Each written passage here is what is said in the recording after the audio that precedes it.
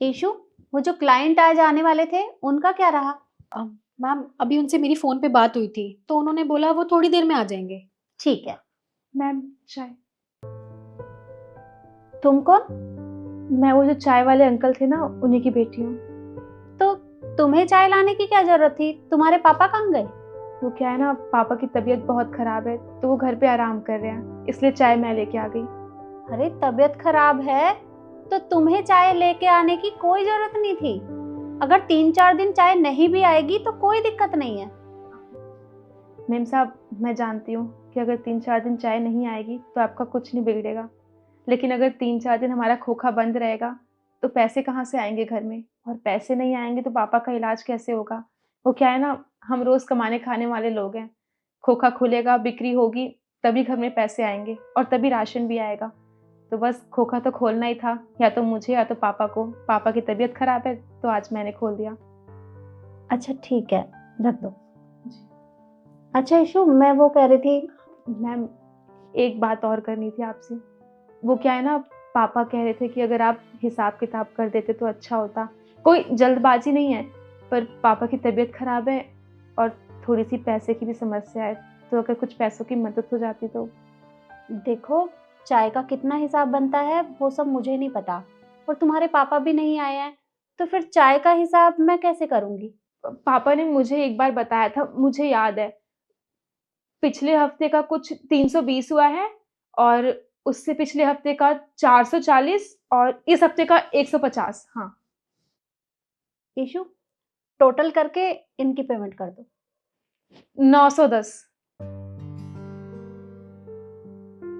अरे वाह, तुमने हिसाब जोड़ दिया। छोटे से तो हिसाब था, इसमें क्या जोड़ना था। अरे मैम ये चाय वाले की बेटी है, इसे कहाँ इतना हिसाब आता होगा। तुक्का लगा के आई होगी घर से। नहीं नहीं मेम साहब, आप गलत समझ रही हैं। मैंने कोई तुक्का नहीं मारा और ना ही घर से करके आई हूँ। मैंने अभी अभी हिसाब किताब किया। अच्छा तो तुम्हें हम मैं डिजिट्स देती हूँ, तुम उसे कैलकुलेट करके बताना मुझे जरा, फिर मैं मानूं तुम्हें। 580, 310 और 160। तुम रुको, मैं कैलकुलेटर निकालती हूँ। 1050। अरे मैंने अभी कैलकुलेटर भी नहीं निकाला और तुमने जवाब भी दे दिया। मैंने बताया ना मेम साहब, छोटा सा हिसाब किताब है, ये तो कोई भी कर लेगा। हाँ मैम ये बिल्कुल ठीक कह रही है, ये तो मैंने बहुत इजी डिजिट्स दी थी इसको। मैं तुम्हें अब पूरी 6 डिजिट्स दूंगी, तुम वो मुझे कैलकुलेट करके बताना। 450, 320, 150, 370, 290 और 560। अब बताओ। 2140। सही बताया? बिल्कुल सही। अरे पर कैसे, बिना कैलकुलेट ही तुमने जवाब दे दिया? वो क्या है ना मेम साहब, मैं स्कूल में पढ़ने में बहुत अच्छी थी और मैथ्स में सबसे अच्छी थी। मेरे बहुत अच्छे नंबर आते थे, इसलिए बस वहीं से याद है मुझे। फिर तो तुम कॉलेज वगैरह जाती होगी। नहीं मेम साहब, मैंने पढ़ाई छोड़ दी है। पढ़ाई छोड़ दी? अरे पर क्यों? वो क्या है ना मेम साहब, हम गरीब लोग हैं, हमारी परिस्थिति हमेशा एक जैसी नहीं होती है। घर में पैसों की थोड़ी सी कमी थी, तो बस इसलिए मैंने अपनी पढ़ाई छोड़ दी। पापा ने कभी मुझे बोला नहीं कि पढ़ाई छोड़ दे, पर मैं तो इतनी समझदार हूँ ना, तो मैंने इसलिए घर की परिस्थिति देखते हुए अपनी पढ़ाई छोड़ दी। और वैसे भी पापा ने मुझे बहुत पढ़ाया था, बचपन से ही वो गवर्नमेंट स्कूल होता है ना गाँव में, वहाँ पे डाल रखा था, और मैं बहुत अच्छी थी पढ़ने में। पर जब बड़ी हुई तो खर्चे बढ़ गए, और खर्चे बढ़े तो कहीं ना कहीं तो खर्चे कम करने के लिए पैसे बचाने ही थे, तो मैंने समझदारी दिखाई और अपनी पढ़ाई छोड़ दी।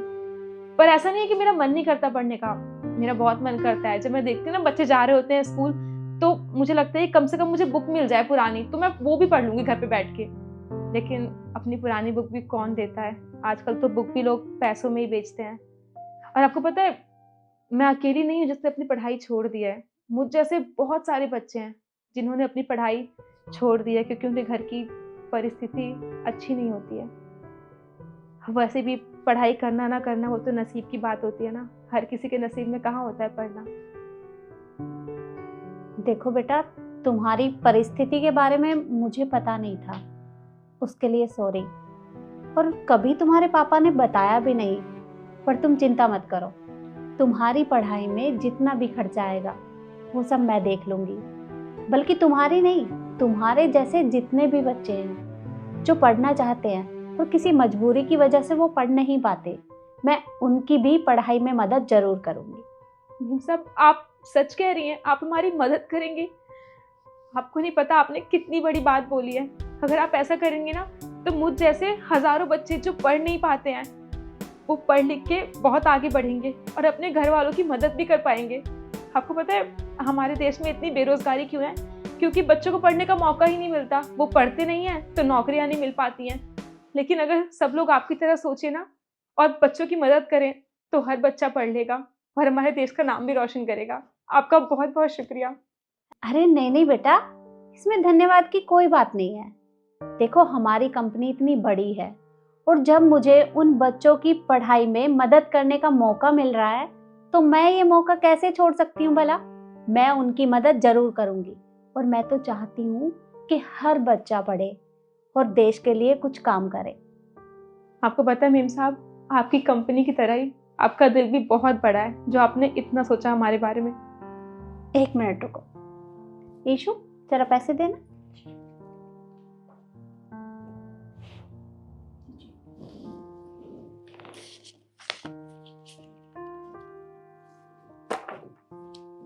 ये लो बेटा, ये तुम्हारा चाय का हिसाब और इसमें कुछ एक्स्ट्रा पैसे हैं, उनसे तुम अपने पापा का इलाज करवा लेना। जी आपका बहुत बहुत शुक्रिया। और तुम प्लीज़ मुझे भी माफ़ कर देना। मैंने तुम्हारे पहनावे से तुम्हें जज किया और ना जाने तुम्हें कितना कुछ कह दिया। I am sorry. कोई बात नहीं, और वैसे भी ये कोई नई बात नहीं है। हम गरीब लोग हैं ना, हर कोई हमारे कपड़े देख के हमें जज करता है। पर मेम साहब, गरीब होने का मतलब ये नहीं है कि सामने वाले को कुछ आता नहीं है। पढ़े लिखे तो हम भी होते हैं। अच्छा, मैं चलती हूँ। ठीक है बेटा। ईशु, तुम भी जाओ और अपना काम करो। और हाँ, वो क्लाइंट आए तो मुझे बता देना।